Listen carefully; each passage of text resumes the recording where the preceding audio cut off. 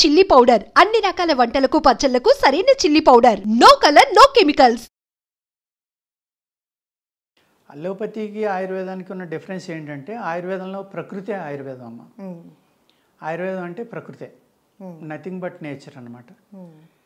అది అలోపతి ఏంటంటే సింథటిక్ ఎక్కువ వస్తాయమ్మా.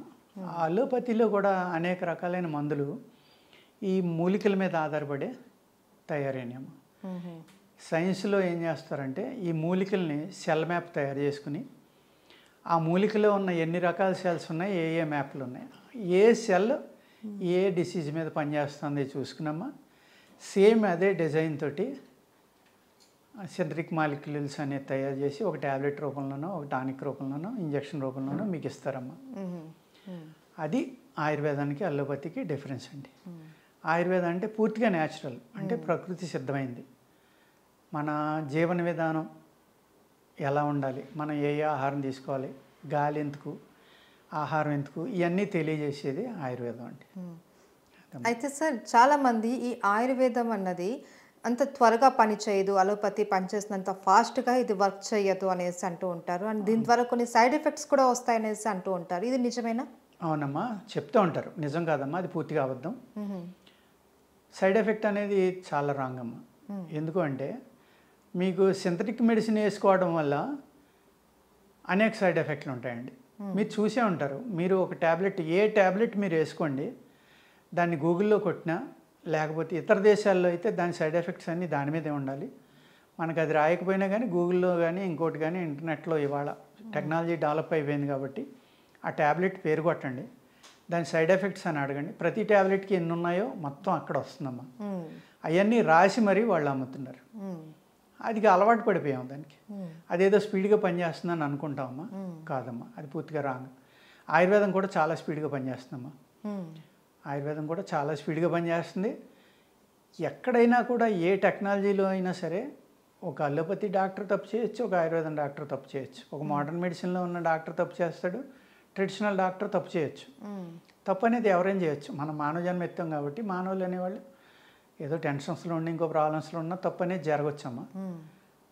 అంతే తప్ప దీని మీదే బ్లేమ్ చేయటం, ఆయుర్వేద అంటే సైడ్ ఎఫెక్ట్లు, లేకపోతే ఆయుర్వేద అంటే కిడ్నీలు పోతాయి, లేకపోతే ఆయుర్వేద అంటే లివర్ పోతుంది, ఆయుర్వేద తినొద్దు అనేది, ఏదైతే మన ట్రెడిషన్ ఉందో, ఏదైతే మన అద్భుతమైన ఆయుర్వేద, సిద్ధ, యునాని ఇవన్నీ ఉన్నాయో వీటిని పాడు చేస్తే తప్ప వాళ్ళు మోడర్న్ మెడిసిన్ అనేది అమ్ముకోలేరు. కాబట్టి 1850లో ఒక వైస్రాయ్ని అపాయింట్ చేసామా. మన ట్రెడిషన్స్ ఏవైతే ఉన్నాయో, ఆయుర్వేద అవనివ్వండి, ఇంకోటి అవనివ్వండి, లేకపోతే మన భాష అవనివ్వండి, మన చరిత్ర అవనివ్వండి, మన స్పిరిచువాలిటీ అవనివ్వండి, ఇవన్నిటిని నాశనం చేసి వీటి నుంచి పూర్తిగా బయటికి తీసుకురావడానికి ఒక వైస్రాయ్ని అపాయింట్ చేసామా. ఈ ఏవైతే మన యొక్క అద్భుతమైన నాలెడ్జ్ ఉందో ఈ నాలెడ్జ్ నుంచి మనల్ని దూరం చేయాలని ప్లాన్ చేసి మనల్ని దూరం చేశారండి ఆ నాలెడ్జ్ నుంచి. అంతే తప్ప ఆయుర్వేదం వల్ల కిడ్నీలు పోవడం ఇంకోటి జరగదమ్మా. ఆ కిడ్నీలు ఎందుకు పోతాయి అంటే మెటల్స్ వాడేస్తారు ఆయుర్వేదంలో, అంత కిడ్నీలు పోతాయని చెప్తారు వాళ్ళు. కానీ అమెరికాలో లాస్ట్ 10-15 ఇయర్స్ నుంచి అమ్మ నానో టెక్నాలజీ ద్వారా బంగారు భస్మం చేసి బ్రెయిన్ క్యాన్సర్ మీద వాడుతున్నారు. చాలా మంచి సక్సెస్ వస్తుంది. వాళ్ళు చేస్తే సంసారం, మనం చేస్తే వ్యభిచారం. నిజం చెప్పాలంటే అదమ్మ. అందుకేంటంటే అద్భుతమైన నాలెడ్జ్ని కూడా దీన్ని పాడు చేస్తే తప్ప మనం ఇక్కడ మన్నలేము అనే ఉద్దేశంతో దీన్ని ఆ విధంగా బ్యాడ్ ప్రాపగండా చేసి దాని నుంచి దూరం చేశారమ్మా. అయితే సార్ మీరు అన్నారు అన్ని రకాల వ్యాధులకు ఆయుర్వేదంలో మెడిసిన్ ఉన్నది అనేసి, అద్భుతంగా పనిచేస్తుంది వితౌట్ సైడ్ ఎఫెక్ట్స్ అన్నారు. అలాంటప్పుడు కొన్ని రకాల వ్యాధులకు, దీర్ఘకాలిక వ్యాధులకు, షుగర్ కానీ థైరాయిడ్ ఇలాంటి వాటికి అలోపతి మెడిసిన్స్ వాడుతున్న వాళ్ళు మీ దగ్గరకు వస్తే ఆ మందులతో పాటు దీన్ని కంటిన్యూ చేయమని చెప్తూ ఉంటారు ఎక్కువగా. ఎందుకు అలా చెప్తారు? అలాంటప్పుడు అలోపతిని పూర్తిగా అవాయిడ్ చేసి మీ మందుని డైరెక్ట్గా వాడచ్చు కదా? వాడచ్చమ్మా, మంచి ప్రశ్న చాలా.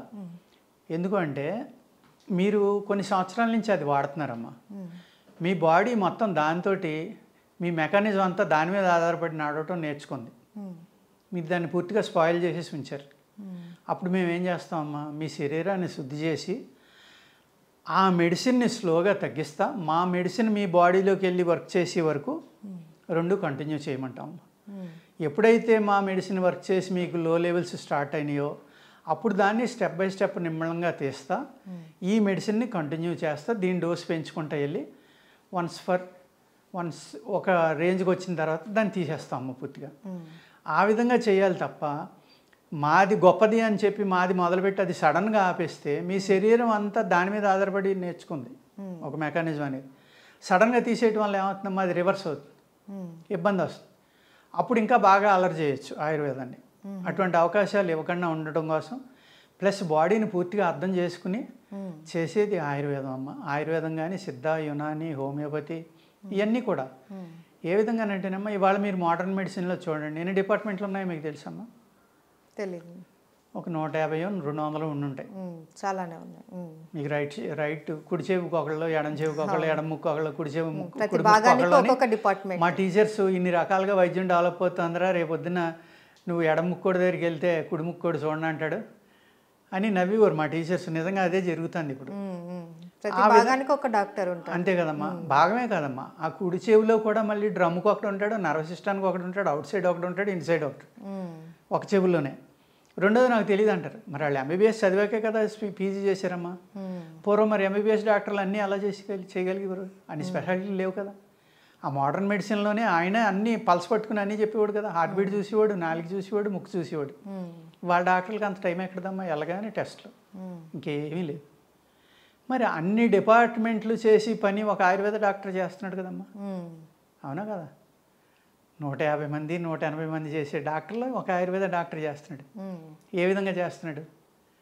ఎందుకు అంటే ఉన్నది మీరే ఒక్కళ్ళే. ఆ ఒకటి ఏంటి, మీ శరీరం.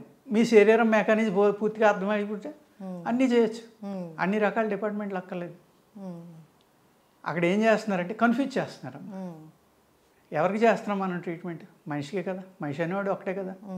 అతనికి నేచర్ అనేది ఒకటి ఉంది కదా. అతనికి ఎన్ని ఎముకలు ఉండాలి, ఎన్ని రంధ్రాలు ఉండాలి, ఎన్ని చేతులు ఉండాలి, ఎన్ని కాళ్ళు ఉండాలి, ఇవన్నీ ఫిక్సే కదమ్మా. ఏం కొత్తగా ఏం రావట్లేదు కదా. అటువంటిప్పుడు ఆ హ్యూమన్ బాడీని అర్థం చేసుకుంటే అన్ని రకాలు చేయొచ్చు కదా. వాళ్ళు ఎనాటమీ అనేది చదువుతున్నారు, 5 సంవత్సరాలు 6 సంవత్సరాలు డిగ్రీ చేస్తున్నారు, ఆ తర్వాత స్పెషాలిటీ చేస్తున్నారు. కానీ అక్కడ అన్నీ నేర్చుకున్నారు కదా. నేర్చుకున్నప్పుడు ఎందుకు చేయకూడదు? చేయరు. కానీ ఆయుర్వేద డాక్టరు ఒక్కయనే, లేకపోతే యునాని డాక్టర్ ఒక్కడే, హోమియోపతి డాక్టర్ ఒక్కడే. టోటల్ మీ బాడీలో ఏ వచ్చినా ఎలా చేస్తున్నాడమ్మా. అదేవిధంగా షుగర్ మందు మింగుతున్నారు అంటున్నారు. ఓకే, బాగానే ఉంది, చాలా బాగుంది. మీరు 50 mg తోటి మొదలుపెట్టి 2000 mg దాకా వెళ్ళి ఆ తర్వాత ఇన్సులిన్లోకి ఎందుకు వెళ్తున్నారమ్మా? అది మందు అయితే 50 mg నుంచి 40 అవ్వాలా, 30 అవ్వాలి. 50 mg నుంచి 500 ఎందుకు అవుతుంది? ఎప్పుడైనా ఆలోచించారా? ఆలోచించరండి. మా దగ్గరికి వస్తారు షుగర్ కోసం. ఒక 3 నెలలు 4 నెలలు వాడించి ఇంగ్లీష్ మందులు తీసే, లేకపోతే మోడర్న్ మెడిసిన్ ఏదైతే ఉందో ఇప్పుడు తీయించేస్తాం. మా మందు కొన్నాళ్ళు వేసుకో, తర్వాత ఇది కూడా మానే అంటాం. కొంతమంది 5-6 నెలలు అయ్యేసరికి ఇంకెన్నాళ్ళు వాడాలి సార్ అంటారు. నేను ఒకటే ప్రశ్న వేస్తా, ఏమండి మీరు ఎన్ని సంవత్సరాల నుంచి వాడుతున్నారు అల్లోపతి షుగర్ ట్యాబ్లెట్ అంటే? 15 ఏళ్ళు అయిందండి, లేకపోతే 10 ఏళ్ళు అయిందండి, 5 ఏళ్ళు అయిందండి. మరి 5-6 ఏళ్ళ నుంచి 10 ఏళ్ళ నుంచి వాడతా ఇసుపు రాదా మీకు? మా దగ్గరికి వస్తే 6 నెలలకే ఇసుపు వస్తుందా? మీకు సైడ్ ఎఫెక్ట్ లేకుండా మేము మందు ఇస్తున్నామా? అండోడికి నవ్వేసి, లేదండి మేము వాడతాంలేండి, ఇంకో సంవత్సరం 2 ఏళ్ళైనా 3 ఏళ్ళైనా పర్వాలేదని అప్పుడు వాడతారు. అంటే ఇదంతా కన్ఫ్యూజ్ అవటం అమ్మా, అర్థం అవక. వాడకపోదామని, లేకపోతే ఇది వాడితే ప్రమాదం అని కాదు. ఒక డాక్టర్ దగ్గరికి మీరు వెళ్ళగానే ఆయన మీకు డయాబెటిక్ ఉందని అంటాడు, అంతే వెంటనే ఫిక్స్ అయిపోతారు మీరు చచ్చిపోయేదాకా బెళ్ళ మింగేద్దామని. వాళ్ళు రెండో ఆలోచిస్తారా మీరు? కొత్తగా వచ్చిందేమో, పోనీ ఎక్సర్సైజ్ చేసి తగ్గుతుందేమో, నా లైఫ్ స్టైల్ మార్చుకుంటే తగ్గుతుందేమో, నా ఆహారం మార్చుకుంటే తగ్గుతుందేమో అని ఒక్క నిమిషం కూడా ఆలోచించరు. చచ్చిపోయేదాకా బెళ్ళ మింగేద్దాం. థైరాయిడ్ వచ్చింది, చచ్చిపోయేదాకా బెళ్ళ మింగేద్దాం. సో బీపీ వచ్చింది, చచ్చిపోయేదాకా బెళ్ళ మింగేద్దాం. అంతే తప్ప దీన్ని ఏ విధంగా కంట్రోల్ చేయాలి, ఏ విధంగా దీని నుంచి నేను బయటపడగలను అనేది ఆలోచించరు. సార్ నాకు ఇంకొక డౌట్, అలోపతిలో ఏదైనా ఒక సర్జరీ అయినా లేకపోతే ఎటువంటి వ్యాధి అయినా సరే వాళ్ళు ఏం చెప్తారు, ఎటువంటి పథ్యం ఉండదు, మీరు అన్నీ తినేయచ్చు అని చెప్తూ ఉంటారు. కానీ ఆయుర్వేదంలో అలా కాదు, ప్రతిదానికి పథ్యం అంటూ ఉంటారు. ఏంటి సార్, ఎందుకు ఇలా ఆయుర్వేదంలో మాత్రమే పథ్యం అన్నది ఎందుకు? పథ్యం చేయకపోవడం వల్ల చేయడం వల్ల ఉన్న డిఫరెన్స్ చెప్తానమ్మా. కొన్ని విరుద్ధాహారాలు ఉంటాయమ్మా. మనం ఆయుర్వేదంలో ఇచ్చేది న్యాచురల్ ప్రోడక్ట్ కదా, ఈ న్యాచురల్ ప్రోడక్ట్కి పడని ప్రోడక్ట్ ఇంకోటి ఉండొచ్చు, అందుకు ఆ వస్తువు తినొద్దని చెప్తామమ్మా. ఆ వస్తువు తిన్నారనుకోండి, మీకు 3 నుంచి 6 నెలల్లో తగ్గిది సంవత్సరం నుంచి సంవత్సరంన్నర పడుతుందమ్మా. అంతే తప్ప తినడం వల్ల ప్రమాదం ఏం కాదు. వెరీ రేర్ హెర్బ్స్లో మట్టికి తినొద్దనం తింటే సైడ్ ఎఫెక్ట్లు ఉంటాయి. 99% హెర్బ్స్లో పచ్చం చేయడం వల్ల మీకు తొందరగా జబ్బు తగ్గిపోతుందమ్మా. అంతే తప్ప పచ్చం చేయడం తినేస్తే ప్రమాదమేమో అని కొంతమంది తినేసి పొరపాటుని ఫోన్ చేస్తారు వెంటనే మాకు, సార్ మీరు వద్దన్నారు తినేసి ఏమన్నా అవుతుందని. ఏమీ అవదో, ఇంకో 2 నెలలు మాకు పైసలు ఎక్కువ ఇస్తారని చెప్తాను నేను. అంతేనమ్మా. అంతకుమించి పచ్చం చేయటం వల్ల ఇబ్బంది కాదు. పచ్చం చేయటం వల్ల అంటే ఇప్పుడు సపోజ్ జ్వరం వచ్చిందమ్మా మీకు, జ్వరంలో కొన్ని వందల రకాలు ఉంటాయమ్మా. మనం అన్నిటిని ఫీవర్ అంటాం. మీకు అజీత్ వల్ల జ్వరం వచ్చిందమ్మా అంటే ఇండైజెషన్ వల్ల అది టాక్సిన్ అయిపోయి అనేక రకాల చెడు బ్యాక్టీరియా అక్కడ పుట్టి దాన్ని బయటికి పంపేయడం కోసం మీ బాడీలో ఉన్న ఇమ్యూనిటీ సెల్స్ వెళ్ళి వాటితో ఫైట్ చేయడం వల్ల ఆ రెండాటికి జరిగిన ఘర్షణ వల్ల మీ శరీరం వేడెక్కింది. అది జ్వరం అంటాం మనం. అది ఒక గుడ్ సిమ్టమ్. అంటే మీ బాడీలో మెకానిజం బాగున్నట్లు లెక్క. అప్పుడు ఏం చేయాలమ్మా, ఆహారం తినటం మానేసి దానికి సపోర్ట్ ఇస్తారా? ఆహారం ఎక్కువ తినేయడం వల్ల చెడిపోయిన వల్ల వచ్చిన జ్వరానికి ఇంకా మళ్ళీ తినేసి దాన్ని పెంచుకుంటారా మీరు? దానికి సపోర్ట్ ఇస్తాం, తగ్గించుకోవాలి. తగ్గించుకున్నప్పుడు ఈ ఇమ్యూనిటీ సెల్స్ ఇంకా బలపడి దానికి చెడు బ్యాక్టీరియాకి ఆహారం దొరకలేదు కాబట్టి అది చచ్చిపోతుంది, ఇది డామినేట్ చేస్తుంది. అప్పుడు మీకు ఆటోమేటిక్గా తగ్గిపోతున్నాం. అందుకే లంకనం పరమౌషధం అన్నారు మన శాస్త్రాల్లో. అంటే తినకపోవడం వల్ల, పొట్ట ఖాళీ చేయటం వల్ల మన బాడీలో ఏదైతే ఇమ్యూనిటీ బ్యాక్టీరియా ఉందో దానికి బ్రహ్మాండమైన శక్తి వస్తుందమ్మా. ఏదైతే చెడు బ్యాక్టీరియాకి మనం ఆహారం ఇచ్చి దాన్ని పెంచామో దానికి ఆహారం అందపోవడం వల్ల చచ్చిపోతుంది. ఆ విధంగా మనం పచ్చిమ అనేది ఎందుకు చేస్తారంటేనమ్మా, అక్కర్లేనిది తినటం వల్ల వచ్చే జబ్బులను తగ్గించడం కోసం, మీ శరీరంలో ఉన్న ఇమ్యూనిటీని పెంచడం కోసం పచ్చిమ చెప్తారమ్మా. అప్పుడు ఆ జబ్బు తొందరగా తగ్గిపోతుంది. అందుకు పచ్చిమ చెప్తారమ్మా. వాళ్ళు ఇచ్చేది ఏంటి, బయో ప్రోడక్ట్ కాదు కదమ్మా, ఆర్టిఫిషియల్ ప్రోడక్ట్, సింథటిక్. మరి దానికి ఏది రియాక్ట్ అవ్వదు, అన్నీ తినేయమంటారు. అదండి దానికి దీనికి డిఫరెన్స్. ఓకే సార్, చాలా వివరంగా తెలియజేశారు. చాలా మందికి సందేహాలు ఉన్నాయి ఆయుర్వేదం అన్నది ఎందుకు అని. అండ్ నాకు కూడా ఈ డౌట్, ఇంతమంది ఉంటారు ఆయుర్వేదంకి సంబంధించి, చాలా డాక్టర్స్ ఉంటారు. మీరు పర్టికులర్గా హెర్బల్ అనేసి మీరు చెప్తూ ఉన్నారు కదా, ఇతర ఆయుర్వేదం వాటికి మీ హెర్బల్ ఆయుర్వేదానికి ఏంటి సార్ డిఫరెన్స్? చాలా చాలా తేడా ఉందమ్మా. ఇప్పుడు ఒక చదువుకున్న డాక్టర్ గారు ఉన్నారు, అంటే సపోజ్ ఎండి బిఏఎంఎస్ చేశారు, లేకపోతే ఎండి చేశారు ఆయుర్వేద. ఇవాళ కాలేజెస్ అనేవి ఎలా ఉన్నాయంటే అమ్మా, ప్రాక్టికల్ నాలెడ్జ్ లేదు first thing. Second thing, government ఏం చేయాలంటే ఒక 50 ఎకరాలు కనీసం ఒక 2 నుంచి 500 రకాల మూలికలు వేసిన గార్డెన్ ఉన్న వాళ్ళకే ఆయుర్వేద కాలేజీ ఇస్తామని పెట్టారనుకోండి, అప్పుడు ఈ స్టూడెంట్స్ అద్భుతంగా తయారవుతారమ్మా. అదేవిధంగా ఈ ఫ్యాకల్టీ ఈ స్టూడెంట్స్ చేత ప్రాక్టికల్గా నేర్పాలి. ఈ మందు ఎందుకు నూరాలి, ఇన్ని గంటలు ఎందుకు నూరాలి, ఈ భస్మం ఇన్ని గంటలు ఎందుకు చేయాలి, ఈ భస్మం తయారు చేయడానికి ఈ వృక్షం యొక్క కట్టెనే ఎందుకు వాడాలి, ఇంకో దాన్ని ఎందుకు వాడకూడదు, ఈ విధమైన నాలెడ్జ్ అందట్లేదు. కాబట్టి ఆయుర్వేదం అనేది ప్రాచుర్యం తగ్గిందమ్మా. నిజంగా ఆయుర్వేదం అనేది తయారు చేయాలంటే చాలా costly affair, at the same time చాలా ఫాస్ట్ రిలీఫ్ ఇస్తుందమ్మా, అద్భుతంగా పనిచేస్తుంది. ఆయుర్వేద మూలికలను తీయటానికి కూడా ఒక సిస్టమ్ ఉంటుందమ్మా. సపోజ్ ఇప్పుడు ఏప్రిల్ మే జూన్ 3 నెలల్లో అది బాగా ఎండలు ఎక్కువ ఉంటాయమ్మా, అప్పుడు మూలికలు తీసుకోకూడదు. అదేవిధంగా 10 మంది నడిచి కాలిబాట ఉంటుంది, లేకపోతే మన హైవే ఉంది, హైవే పక్కన ఏదో మొక్క కనబడుతుంది, అది తీయకూడదు. శ్మశానం పక్కన తీయకూడదు, కాలిపోయిన ప్రదేశంలో తీయకూడదు, అలాగే విరుద్ధమైన క్లైమేట్ ఉన్న చోట తీయకూడదు. ఇటువంటి నియమాలు పాటిస్తా ఆయుర్వేద హెర్బ్స్ కలెక్ట్ చేయడానికి ఒక నక్షత్రం, ఒక ముహూర్తం, ఒక కాలం అనేది ఉంటుందమ్మా, ఒక టైం అనేది. ఆ టైంలో తీస్తే కనుక ఆయుర్వేద మిరకిల్స్ చేస్తుందమ్మా. మీరు అడిగారు కదా డిఫరెన్స్ ఏంటని, నేను అందుకోసమే రోజుకి 4-5 నేను చూస్తానమ్మా. ఎక్కువ మంది వచ్చినా నేను చూడలేను, ఎందుకంటే ఆ విధంగా కలెక్ట్ చేసుకున్న మూలికలు, పరిమితమైన మూలికలే నా దగ్గర ఉంటాయి కాబట్టి నేను ఎక్కువ మందికి మందులు ఇవ్వలేను, ఎక్కువ మందిని చూడలేనమ్మా. అలాగే ఆశ్వేజ కార్తీక మాసాలు అనేది చాలా అద్భుతమైన సమయం, ఆ 2 నెలలు కూడా.